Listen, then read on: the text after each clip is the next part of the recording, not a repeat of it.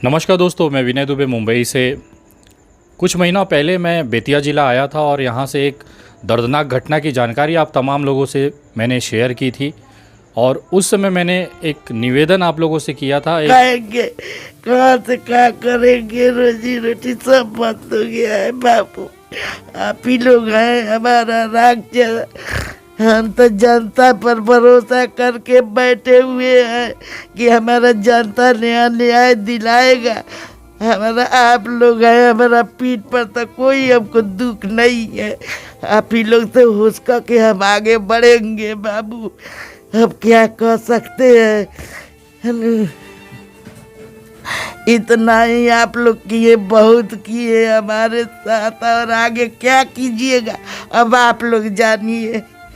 एक बिटिया है जिसकी पूरी ज़िंदगी के लिए अब हमारी जिम्मेदारी बनती है कि उसके साथ दिया जाए, उसका परिवार का साथ दिया जाए। और आप तमाम लोगों ने दिल खोलकर जिस तरह से सहयोग किया और जिस तरह से उस बच्ची के लिए आप लोग आगे आए और पूरे देश से उसके लिए दुआएं मिली, साथ ही साथ जो आर्थिक मदद मिली थी उनके परिवार को सीधा उनके बैंक अकाउंट में गया था।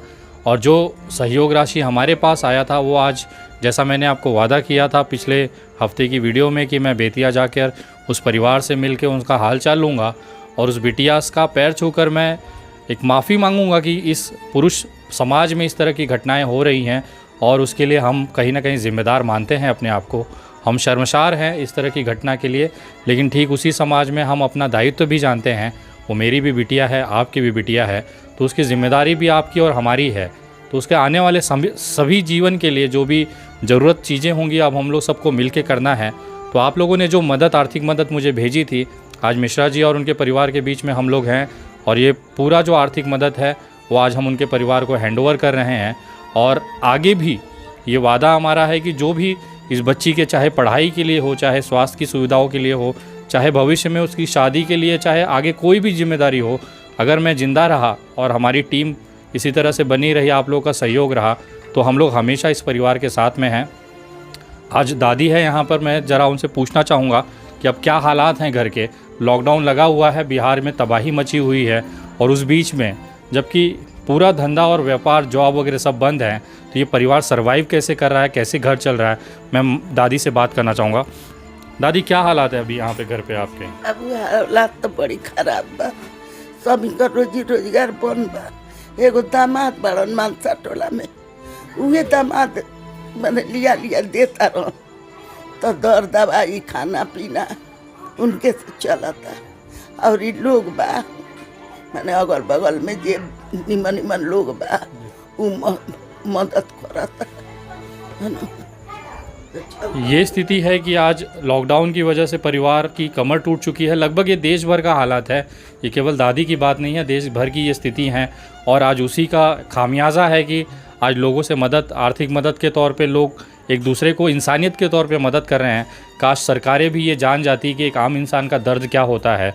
ये घर की हालत आप देख सकते हैं और आपको अंदाज़ा हो जाएगा, छोटे छोटे बच्चे हैं, एक बूढ़ी माँ है, उसको कैसे आप सर्वाइव कराएंगे, कैसे उसे ज़िंदा रखेंगे, जबकि रोज़ी रोटी के लिए कोई भी विकल्प नहीं बचा है। मैं अपनी तरफ से और आप लोगों ने जो आर्थिक मदद भेजी है उसकी तरफ से ये छोटी सी भेंट मैं दादी को समर्पित करना चाहूँगा। और बच्ची से मैं क्षमा चाहूँगा कि हमें यहाँ पर आने में थोड़ी सी देरी हुई है। मेरे साथ बनारस वाले मिश्रा जी भी हैं और कुछ वो आपसे कहना चाह रहे हैं, ज़रा सुनिएगा। नहीं, मैं कहना नहीं चाहता हूँ। जितने भी साथी लोगों ने विनय दुबे जी के अकाउंट में जो भी सहयोग ये दिया है, मैं उनको तहे दिल से धन्यवाद देता हूँ।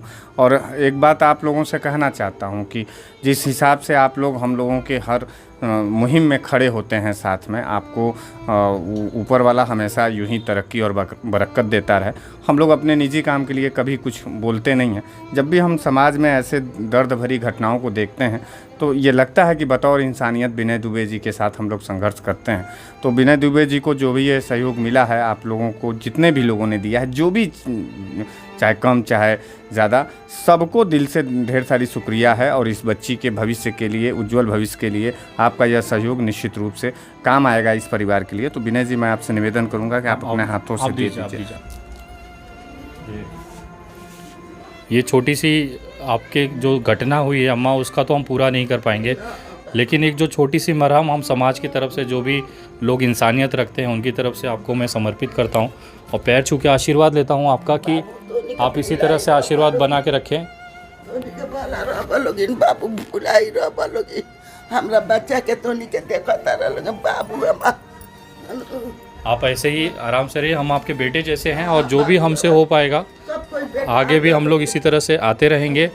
हम लोग पूरा प्रयास करेंगे कि हमारी हैसियत नहीं है लेकिन फिर भी जो हमसे बन पड़ेगा हम करेंगे भैया। और बच्ची के लिए मैं तमाम लोगों से दुआएं करूंगा, निवेदन करूंगा कि इस बच्ची के लिए दुआ करें, वो आने वाले जीवन में हमेशा से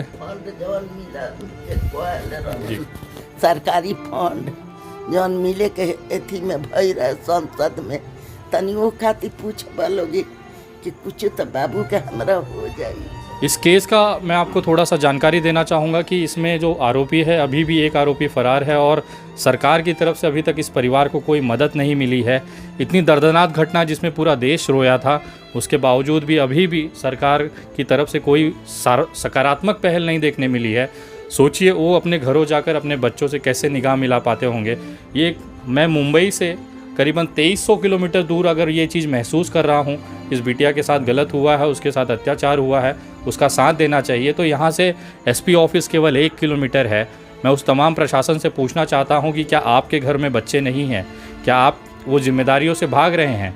मैं अभी यहाँ से जाने के बाद आप एसपी साहब को एक प्रॉपरली उसको हम पत्र देंगे और निवेदन करेंगे कि जो भी सरकारी मुआवजा है या जो भी इस तरह की घटनाओं में सरकार ने आवंटित किया हुआ है, एक नियम है, वो नियम के तहत जो भी कार्रवाई होती है, जो भी प्रशासनिक मदद होती है, एक मुआवजा कह लीजिए या प्रोत्साहन एक राशि कह लीजिए, उस परिवार को मिलना चाहिए। क्योंकि आज लॉकडाउन जैसी दयनीय स्थिति में भी ये परिवार अगर इस तरह की बेहाली में जी रहा है तो कहीं ना कहीं ये सरकार की लापरवाही है, पुलिस प्रशासन की लापरवाही है, क्योंकि अपराधी अभी तक पकड़ा नहीं गया और उसके ऊपर इस परिवार को इस तरह से लावारिस छोड़ दिया गया है कि कोई भी मदद करने के लिए अब इस दादी को अगर आह्वान करना पड़ रहा है तो इस सरकार के लिए और हम सभी देश के नागरिकों के लिए एक शर्म वाली बात है। विनय जी, आपको एक जानकारी और भी देना चाहेंगे कि इसी घटना को लेकर के पटना विधानसभा के अंदर 10 लाख रुपया सरकारी मुआवजा देने की बात सरकार ने कही थी, नीतीश कुमार ने कहा था। नीतीश कुमार जी, हम लोग विनय दुबे महाराष्ट्र से चल कर के आते हैं इस परिवार के लिए, हम बनारस से चल कर के आते हैं, हमारे तमाम साथी इलाहाबाद और यूपी से निकल कर के आते हैं इस छोटी सी बच्ची के लिए, इसके भविष्य को बनाने के लिए, इस गरीब परिवार का एक सहारा बनने के लिए। आपको शर्म आनी चाहिए थी कि अभी 4 महीना हो चुका, आरोपी पकड़ा भी नहीं गया और आपने कम से कम 10 लाख रुपया वो जो मुआवजा आपने विधानसभा के अंदर ऐलान किया था वो भी आप नहीं दे पाए। तो ये आपकी निरंकुशता और ये आपकी नपुंसकता, ये हम लोग को ये जाहिर होता है कि आप कभी भी किसी बेटी और किसी परिवार के बहन बेटियों की इज्जत बचाने के काबिल आप बचे नहीं हैं।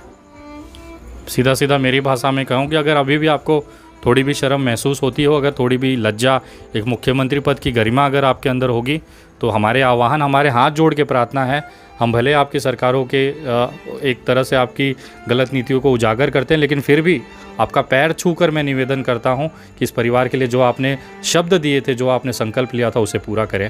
और आगामी जीवन में जो भी इस बच्ची के लिए ज़रूरत होगा, हम तमाम देश के लोग आप लोगों की मदद से ये पूरा करते रहेंगे। और जब भी इस परिवार की तरफ से आवाज़ उठेगी, विनय दुबे बनारस वाले मिश्रा जी और हमारे तमाम पत्रकार भाई, अश्वी जी प्रयागराज से और गौहर अजीज़ भाई यहाँ बिहार से, हम तमाम लोग इस परिवार के साथ हैं, तनवीर भाई भी हैं, और हम तमाम लोग इस परिवार के साथ रहेंगे और आखिरी दम तक जो भी हमारी हैसियत है हम करते रहेंगे। जय हिंद, जय महाराष्ट्र।